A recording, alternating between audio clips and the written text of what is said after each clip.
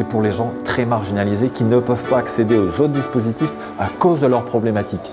C'est-à-dire comportement explosif lié à l'alcool, aux produits, un chien, l'alcoolisation massive, ce genre de choses. Donc ce type de public-là rentre dans les cases de ce projet-là.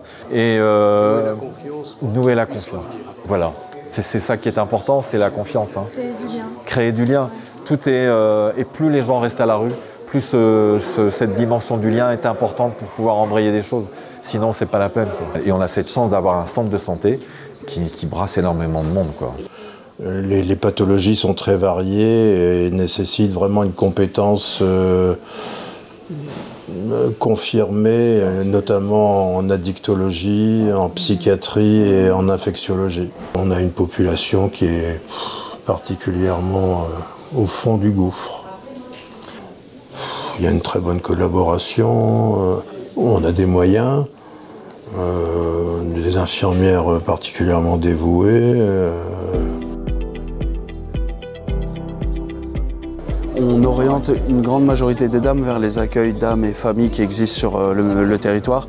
Néanmoins, on continue d'accueillir certaines dames qui, pour des raisons de consommation, de troubles, n'arrivent pas à se rendre sur les accueils de familles qui sont plus familiaux, il y a des enfants, enfin voilà.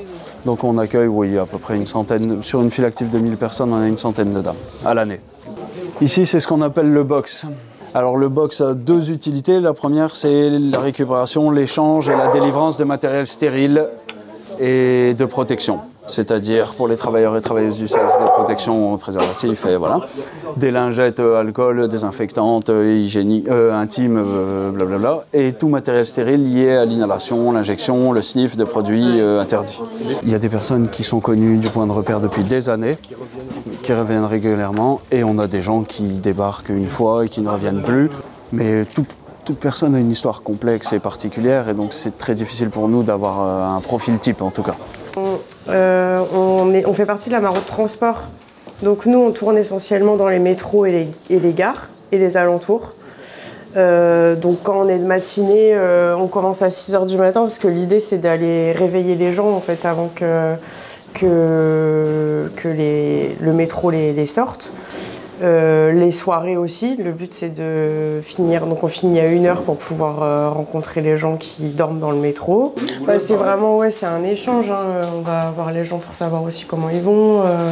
Il n'y a pas forcément de démarche, hein. Au début c'est vraiment, tout se fait dans la relation, quoi. On crée du lien, on prend le temps vraiment de créer du lien. Alors parfois ça prend du temps. Les gens ne sont pas forcément en demande et du coup ne veulent pas forcément nous suivre, mais avec le temps, on arrive à les accompagner ici, à l'accueil Solferino, ou surtout au centre de santé aussi, Solfé ici.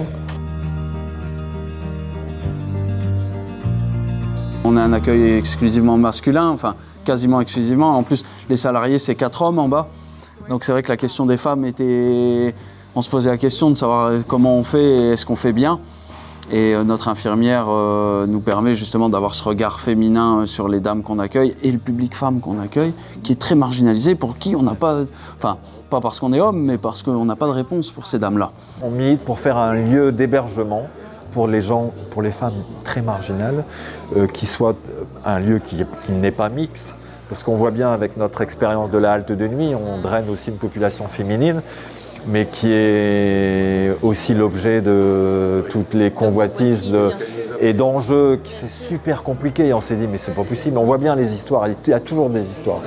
Et les femmes aussi ont besoin d'être protégées, donc elles ne peuvent pas rester seules, donc il faut qu'elles trouvent quelqu'un, enfin, c'est compliqué. Il y a des suggestions qui ont été faites dans les équipes et ce projet a été retenu parce que c'est un vrai besoin, un lieu d'accueil, d'accompagnement pour les femmes à la rue très marginalisées. Donc on a déjà les locaux, ce qui est quand même, voilà, et on a de bonnes, parce qu'on a déjà parlé aux financeurs, donc ils attendent, le projet est bien, mais on a déjà des accords de principe et on pense que, voilà.